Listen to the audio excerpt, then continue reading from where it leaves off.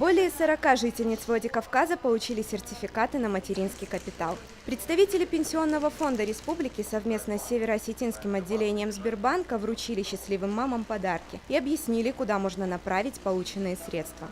Это три основных направления. Это улучшение жилищных условий, получение образования ребенком и накопительную часть матери, пенсии матери.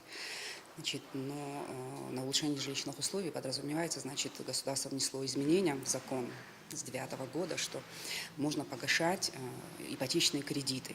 Символично, что сертификаты молодым мамам вручили именно в День семьи, любви и верности. С помощью материнского капитала государство поддерживает семьи, в которых больше одного ребенка. За годы реализации программа стала эффективнее. Но я считаю, что это очень хороший проект, очень существенная помощь для молодых семей. У кого есть жилье, можно расшириться, у кого нет, можно что-то купить. В общем-то, мы очень довольны.